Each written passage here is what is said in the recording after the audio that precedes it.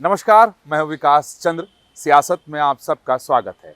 आज बात करेंगे एक देश एक चुनाव को लेकर, क्योंकि इसे लेकर चर्चाएं फिर तेज हो गई हैं। हालांकि ये मांग काफ़ी दिनों से अपने देश में हो रही है कि सभी चुनाव एक साथ कराए जाएं, ताकि देश का संसाधन भी बचे, समय भी बचे, जो अनावश्यक खर्च होते हैं वो बच जाए और देश के विकास की गाड़ी की रफ्तार जो थम जाती है, रुक जाती है, वो ना रुके। क्योंकि भी सच्चाई भी है, क्योंकि देश में आप देखें तो कहीं ना कहीं चुनाव होते ही रहते हैं, चाहे वह स्थानीय निकाय के चुनाव हों या फिर विधानसभा के चुनाव हों। तो अलग अलग राज्यों के विधानसभा के चुनाव अलग अलग वक्त पे होते हैं, फिर लोकसभा का चुनाव आ जाता है, फिर अगर कहें तो ग्राम पंचायत के चुनाव हो जाते हैं। तो कहीं ना कहीं चुनाव चलता रहता है और उसमें की वजह से आचार संहिता अगर लागू हो जाता है तो निश्चित तौर पर देश के विकास की रफ्तार जो है वो धीमी पड़ जाती है और रुक सी जाती है। तो इस वजह से काफ़ी समय से इसको लेकर ये मांग हो रही थी कि भाई एक देश और एक चुनाव हो। तो इसको लेकर मोदी सरकार आगे बढ़ी, क्योंकि बीजेपी के संकल्प पत्र यानी घोषणा पत्र पर आप निगाह डालें तो बार बार बीजेपी इस बात को लेकर घोषणा करती रही है कि वो लोग इसके पक्ष में हैं और उनकी सरकार अगर केंद्र में आएगी तो वो लोग एक देश एक चुनाव को अमली जामा पहनाएंगे। तो 10 वर्षों से मोदी की सरकार तीसरी कार्यकाल में अब है, तो इस पर मोदी सरकार काफ़ी आगे बढ़ गई है। तो सबसे पहले जो जानकारी है वो मैं आपको दे दूं कि एक देश एक चुनाव को अमली जामा पहनाने के लिए और उसको किस ढंग से धरातल पर उतार दिया जाए, इसके लिए पूर्व राष्ट्रपति रामनाथ कोविंद जी की अध्यक्षता में एक उच्च स्तरीय समिति 2 सितंबर 2023 को बनाई गई और उनसे ये कहा गया उच्च स्तरीय समिति से कि इस पर वो लोग रायशुमारी करें और अपनी राय दें जो इसे कैसे अमली जामा पहनाया जा सकता है, यानी एक देश एक चुनाव कैसे संभव हो सकता है। तो 2 सितंबर 2023 को उनका गठन हुआ और 191 दिनों तक वो जो उच्च स्तरीय समिति पूर्व राष्ट्रपति रामनाथ कोविंद जी की अध्यक्षता में बनाई गई थी, उन लोगों ने रायशुमारी की, अलग अलग स्टेक होल्डर से उन लोगों ने बात की, सभी राजनीतिक दलों से उन्होंने बात की, उनकी राय जानने की कोशिश की। फिर जो एक्सपर्ट लोग हैं, जो संविधान के जानकार हैं, कानून के जानकार हैं, जो राजनीति के जानकार हैं, उन लोगों से राय ली कि इसे कैसे अमली जामा पहनाया जा सकता है। और 191 दिनों तक समिति ने अलग अलग बैठकें करके लोगों की राय जानी और राय जानने के बाद 14 मार्च 2024 को उन लोगों ने अपनी रिपोर्ट राष्ट्रपति महामहिम द्रौपदी मुर्मू को उन लोगों ने सौंप दिया। और वो रिपोर्ट आप सुनकर थोड़े हैरान भी होंगे कि 18,626 पेजों की अपनी रिपोर्ट उन लोगों ने सौंपी। और उस रिपोर्ट में जितने भी स्टेक होल्डर से उन लोगों ने बात की थी, जितने भी एक्सपर्ट्स लोगों से समिति ने बात की थी, सबकी बात उसमें रखी गई थी। और उसके बाद उन लोगों ने अपने सुझाव उसमें दिए थे कि कैसे एक देश एक चुनाव संभव हो सकता है। तो 14 मार्च को कोविंद समिति ने रिपोर्ट अपनी राष्ट्रपति को सौंप दी थी और तब से इस बात का इंतजार हो रहा था कि आखिर मोदी सरकार अब क्या करेगी। क्योंकि पहले मैं बता दूं कि इसको लेकर तमाम सारे देश के राजनीतिक दल हैं जिन लोगों ने अपनी सहमति जताई समिति के आगे कि नहीं एक देश एक चुनाव के पक्ष में वो लोग हैं। लेकिन कई राजनीतिक पार्टियां, खासतौर पर कांग्रेस और जो आज की इंडी गठबंधन के जो प्रमुख दल हैं, उन लोगों ने इस पर अपनी सहमति नहीं दी।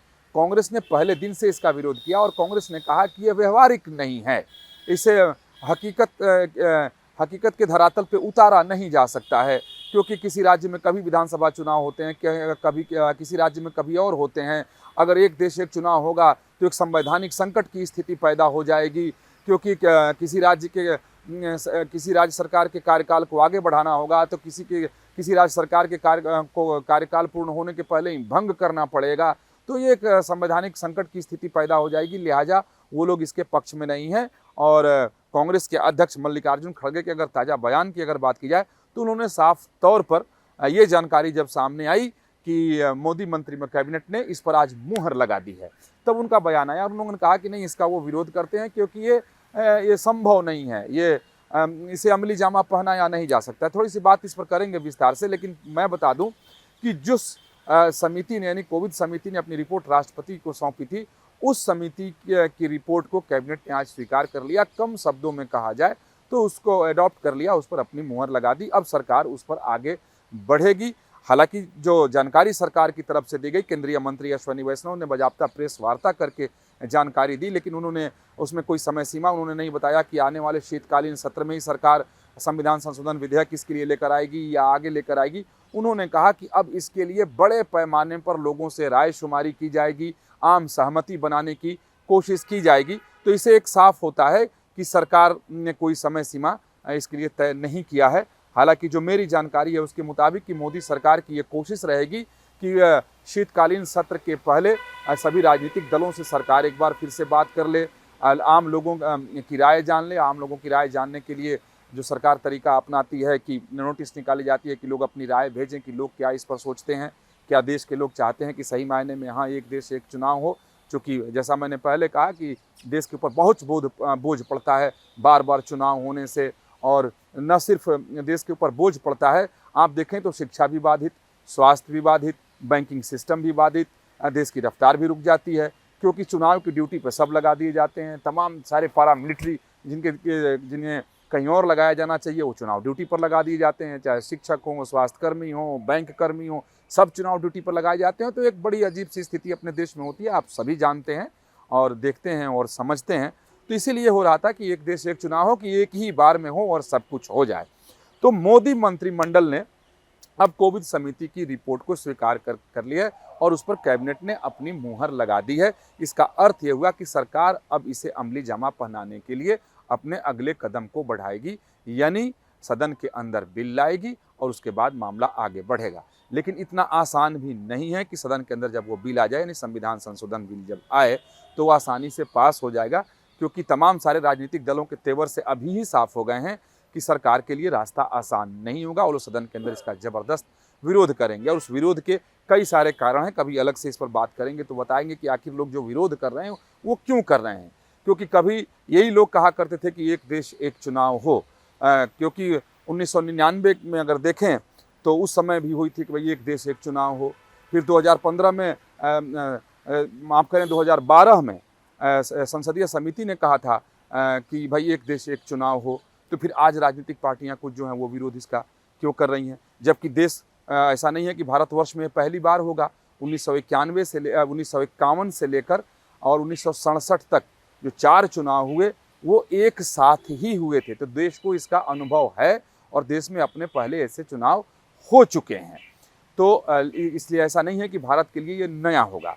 तो कोविड समिति की रिपोर्ट को मोदी मंत्रिमंडल ने अपनी मुहर लगा दी है और अब ये रास्ता साफ हो गया है कि अब इसे अमली जामा मोदी सरकार पहना दे।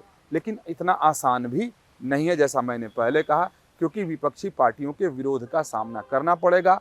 लोकसभा और राज्यसभा दोनों सदनों से इसे साधारण बहुमत से ये पास नहीं हो पाएगा। 2/3 बहुमत से मोदी सरकार को इसे पास कराना होगा। तो इसके लिए आम सहमति बहुत आवश्यक है, क्योंकि सत्ता पक्ष के जो दल हैं वो तो साथ ही हैं, विपक्षी पार्टियों का भी सहयोग मिले।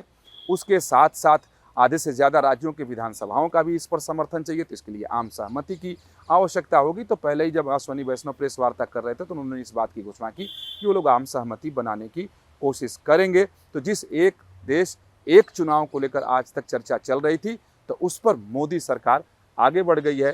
कैबिनेट ने अपनी मुहर लगा दी है। अब देखने वाली बात है कि जिन बातों को लेकर के आशंकाएं पहले व्यक्त की जा रही थी, जिन बातों को लेकर के विपक्षी पार्टियां आज भी अपना विरोध कर रही हैं कि राज्य सरकारों का क्या होगा, जिसका कार्यकाल खत्म हो गया होगा तो क्या उसके कार्यकाल को विस्तार दिया जाएगा, और जिसका 2 साल 2.5 साल बचा हो तो क्या उसे भंग कर दिया जाएगा। तो इसमें कोई संदेह नहीं है कि कई सारी मुश्किलें आएंगी। इसमें संविधान को संशोधित करना पड़ेगा, और जब इस तरीके का बिल आते हैं या इस तरीके के जब बदलाव आते हैं तो संविधान में संशोधन करना ही पड़ता है। तो अब देखने वाली बात है कि सरकार जब वो प्रारूप तय करके जब संशोधन विधेयक लाएगी तो उसमें क्या कुछ वो जोड़ती है, क्योंकि आज जो जानकारी मिली है सरकार की तरफ से उसके मुताबिक देश में 1-2 चरण में ऐसे चुनाव कराए जाएंगे एक ही साथ। लोकसभा और सभी राज्यों के विधानसभा के चुनाव एक चरण में होंगे। उसके बाद लोकल बॉडी यानी स्थानीय निकाय के चुनाव दूसरे चरण में होंगे, लेकिन 100 दिन के भीतर ही होंगे। ये महत्वपूर्ण बात है। और स्थानीय निकाय का मतलब है जो ग्राम पंचायत से लेकर के और म्यूनिसिपल बॉडीज़ तक के जो चुनाव होते हैं, नगर पालिका, नगर परिषद तक के, वो सभी चुनाव एक साथ कराए जाएंगे और लोकसभा और विधानसभा के चुनाव एक साथ कराए जाएंगे। साथ ही सरकार की तरफ से ये कहा गया कि अलग अलग जो मतदाता सूची है कि जब ग्राम पंचायत के चुनाव होते हैं तो उसके लिए मतदाता सूची अलग होती है, विधानसभा के लिए मतदाता सूची अलग, लोकसभा के लिए मतदाता सूची अलग, अन्य दूसरे कोई चुनाव हो जाए तो उसके लिए भी मतदाता सूची अलग। एक बहुत बड़ी समस्या इस देश में है। तो सरकार की तरफ से कहा गया है कि एकल मतदाता सूची का भी निर्माण किया जाएगा एक देश एक चुनाव के लिए, यानी एक ही होगा। अब अलग अलग नहीं कि ग्राम पंचायत के लिए अलग, नगर पालिका के लिए अलग, नगर परिषद के लिए अलग, विधानसभा के लिए अलग, लोकसभा के लिए अलग, ऐसा नहीं होगा। सबके लिए अब एक ही मतदाता सूची बनेगा और वाकई ऐसा अगर होगा तो एक बड़ी उपलब्धि कही जाएगी। तो कहा जा सकता है कि मोदी सरकार ने एक ये बहुत बड़ा फैसला किया है। काफ़ी दिनों से इसकी मांग हो रही थी और आज जो पार्टियां विरोध कर रही हैं, खासतौर पर कांग्रेस जो विरोध कर रही है, कांग्रेस के कार्यकाल में भी ये बातें आई थी और खुद कांग्रेस इस बात की मांग कर चुकी है कि भाई एक देश एक चुनाव, क्योंकि 1999 में ये मांग उठी थी। उस समय कांग्रेस का समर्थन भरपूर समर्थन कांग्रेस का था।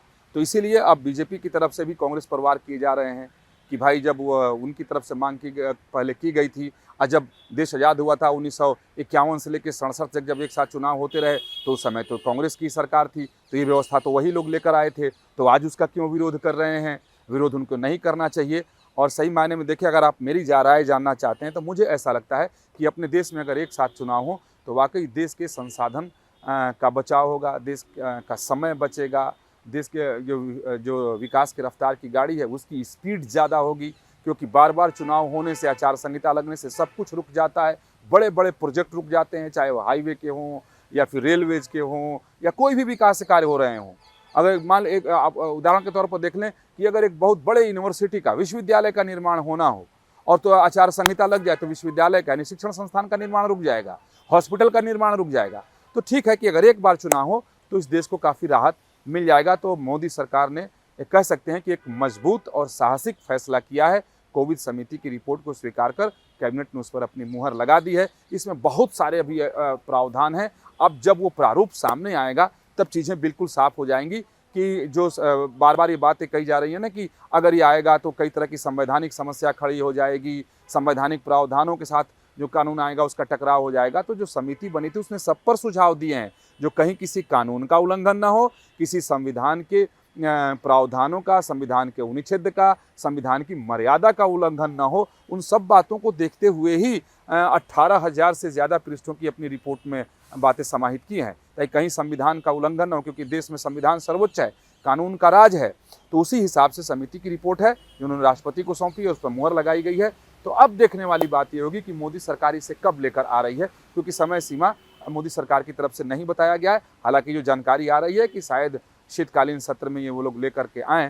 तो इतना तो ज़रूर है कि जैसे ही ये संशोधन विधेयक सदन के पटल पर आएगा तो सत्ता पक्ष और विपक्ष में जमकर हंगामा होगा, जमकर खींचतान देखने को मिलेगा और एक कह सकते हैं कि सियासत का एक नया स्वरूप, नया रूप भी देखने को मिलेगा। तो चलिए अब इंतजार रहेगा कि मोदी सरकार किस ढंग से इस बिल को लेकर सामने आ रही है।